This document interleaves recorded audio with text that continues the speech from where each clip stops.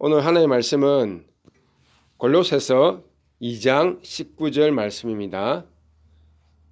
골로새서 2장 19절 말씀입니다. 오늘 말씀 제목은 영적인 성장의 비결. 자, 찾은 줄 알고 에베소서 2장 19절 한 절 말씀만 다 같이 읽도록 하겠습니다. 머리를 붙들지 아니하는지라 온몸이 머리로 말미암아 마디와 힘줄로 공급함을 받고 연합하여 하나님이 자라게 하심으로 자라느니라. 아멘.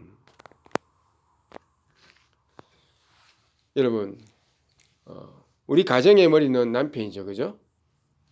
또 학교 다닐 때 학교의 머리는 뭡니까? 교장 선생님입니다, 그죠? 또 한 반의 머리는 선생님 되겠죠. 그런데 예수를 믿는 우리는 예수님이 우리 인생의 머리가 되십니다.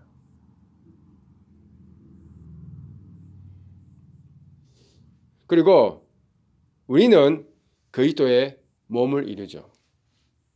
예수님은 교회의 머리가 되고 교회는 예수님의 몸입니다. 오늘 말씀은 우리가 교회 생활 가운데 영적 성장하는 그 비결을 하나님 우리에게 알려주고 있습니다. 우리는 어제 아침에 제가 보내준 말씀을 통해 가지고 우리가 예수님에게서 영적인 자양분, 영양분을 공급받아야 우리 영혼이 성장하고 영적으로 자라난다는 것을 배웠습니다. 우리는 우리 힘으로는 절대 성장할 수 없습니다. 하나님께 공급받는 은혜, 하나님의 역사를 경험해야만이 하나님 이런 분이구나 알게 되고 하나님을 숨기게 되고 하나님을 두려워할 줄 알게 되고 세상과 하나님을 구별해서 주일날도 교회 와서 예배를 할 줄 알게 됩니다. 그죠? 하나님을 경험하지 않고는 함께 공급받는 은혜가 없고는 그런 믿음 생활이 안 되죠. 오늘 말씀 또 다른 영적인 성장의 비밀을 알려줍니다. 그것은 바로 교회에서 성도들의 연합이라고 말씀하고 있습니다. 하나님은 우리가 연합하여 하나님이 자라게 하심으로 자라게 된다고 말씀하죠. 우리의 영혼의 성장과 자라남은 연합에 달려 있습니다. 이 연합은 첫째로 그리스도와 우리와의 연합이죠.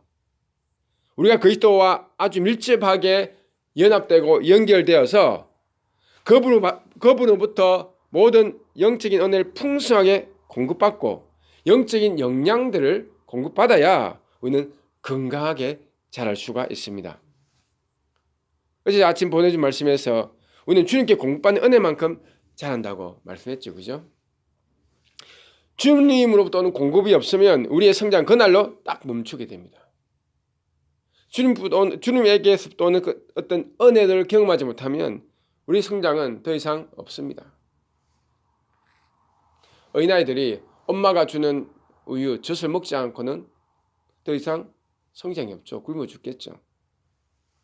우리도 마찬가지입니다. 우리는 그리스도와의 깊은 연합을 이루어서 영적인 성장의 길로 가야 합니다. 그러기 위해서는 뭡니까? 날마다 예수님을 만나는 이 인격적인 만남의 시간들을 가져야 합니다. 우리는 이런 시간들을 경건의 시간이라고 부릅니다. 하루 중에 여러분이 가장 알맞는 시간을 정해가지고 하나님께 예배드리고 찬양하고 말씀 듣고 기도하는 이런 경건한 시간들을 가져야 합니다. 바로 이 시간 새벽에 여러분 새벽기도 와서 하나님 찾는 이 시간이야말로 정말 여러분에게 최고의 경건의 시간입니다. 우리 날마다 이 시간들 정규적으로 가져야 합니다. 마음만 원한다, 육신이 못 따라준다, 그렇게 해서는 신앙 성장이 없습니다. 여러분 가운데 이 아침 시간 새벽기도 마치고 나면 또 집에 가서도 성경을 펼치십시오. 아침이 안 되면 점심 때라도 또 펼치시고 그것도 안 되면 저녁 때라도 또 성경을 펼쳐보십시오. 하나님은 어떤 분이신가? 하나님 나에게 이 시대에 또 무엇을 원하는가? 나는 어떻게 살아야 될 것인가? 성경 읽다 보면 그 은혜를 깨닫게 됩니다. 감동이 있습니다. 그래서 주님과 소통하고 교통하는 영적인 친교의 시간들을 여러분 많이 가져야 합니다. 훌륭한 그리스도인은 주님과 친밀한 교제의 시간을 많이 가진 사람입니다. 둘째로 우리는 그리스도의 몸을 이룬 각 지체들과 연합되어야 합니다. 오늘은 이 말씀 집중적으로 살펴보겠습니다. 교회는 사람들의 모임이죠. 교회가 수많은 사람들이 모이는 학교나 또는 대중의 큰 콘서트와 다른 것은, 여러분, 교회는 단순히 사람들의 모임으로 끝난 것이 아닙니다. 교회는 그리스도의 몸입니다. 예수님의 몸이 교회입니다. 학교의 이 몸은 학생들이지만 학교의 머리는 예수님이 아닙니다. 그냥 교장 선생님이고 선생님입니다. 대중 콘서트의 모임 뭡니까? 그 연예인, 아이돌 스타입니다. 그것은 절대로 교회가 될 수 없습니다. 그래서 우리 교회는 그리스도의 몸입니다. 아무리 성도 수가 많아도 교회 성도 한 사람 한 사람이 예수님의 몸을 이루고 예수님 몸의 각 지체가 됩니다. 어떤 사람은 교회에서 입의 역할을 하죠. 저와 같이 목사님이나 또 교회에서 주일학교 가르치는 선생님들은 교회에서 성도들을 입으로 말로 가르치기 때문에 입의 역할을 합니다. 어떤 사람은 교회에서 발로 뛰며 봉사하는 일을 합니다.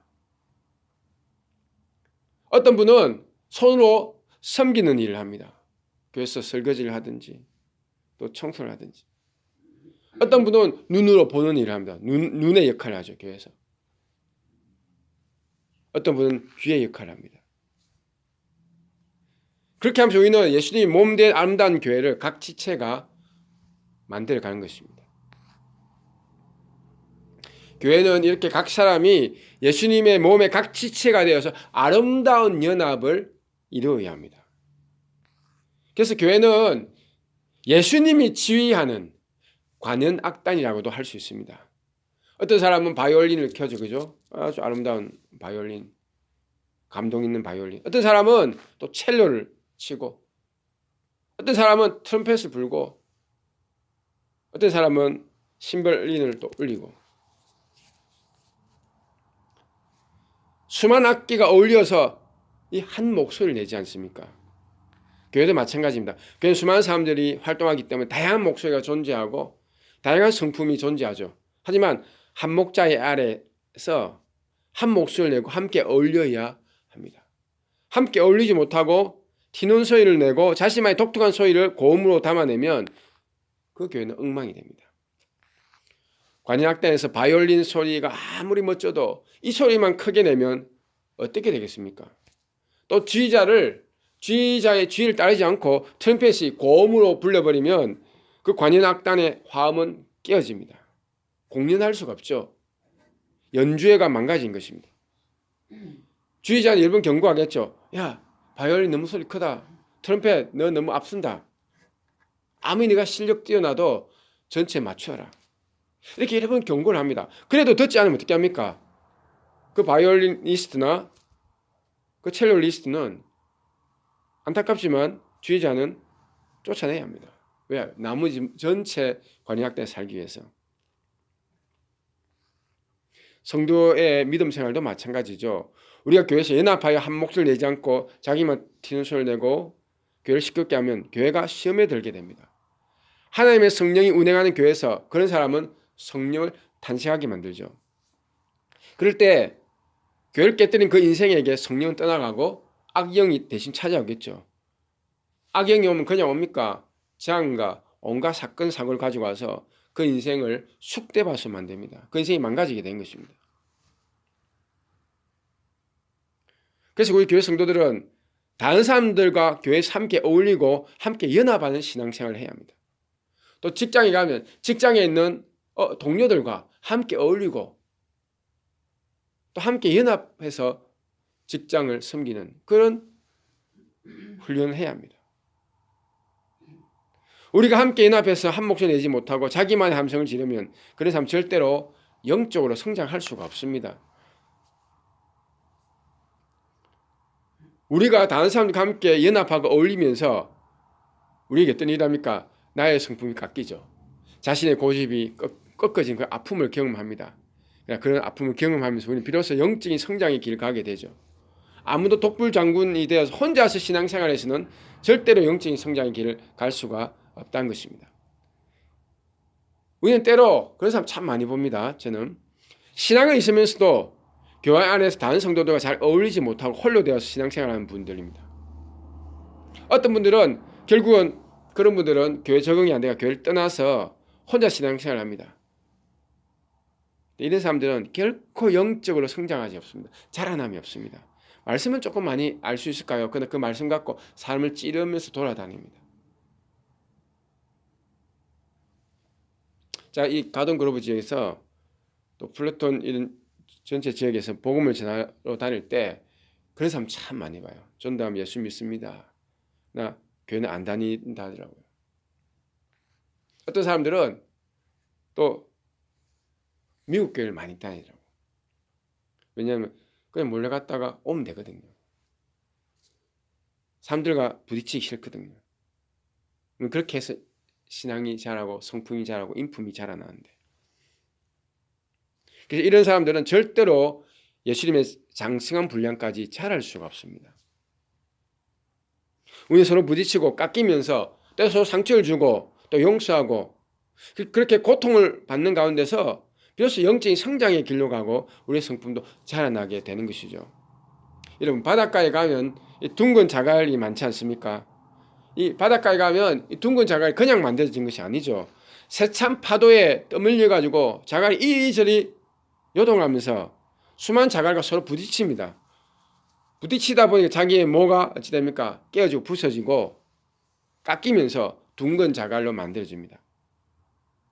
여러분, 우리가 모든 성품이 깎이고 둥글게 되어가지고 어디에 가도 환영을 받을 수 있는 아름다운 그런 성품으로 단련되고 자라나는 것은, 그래서 교회에서 여러분 만나는 성도들과 아름다운 연합하는 과정 중에서 변화가 되는 것입니다. 또 그건 세상에서 여러분이 만나는 친구들이나 세상 사람들과의 관계 가운데서 여러분 깎이면서 성품이 자라게 되는 것입니다. 우리 사람들과 부딪히면서 내 뜻과 또 다른 사람들의 고집을 받아주고 나를 내려놓는 작업들 많이 해야겠죠. 내 뜻만 주장하면 안 되지요.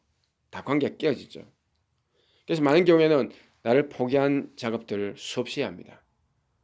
그렇게 나를 내려놓고 내 생각과 내 고집과 내 의지를 꺾으면서 그런 중에 우리 성품이 변화되면서 비로소 완성된 하나님의 성품을 가진 신앙의 사람으로 거듭나고 변화를 겪게 되는 것입니다.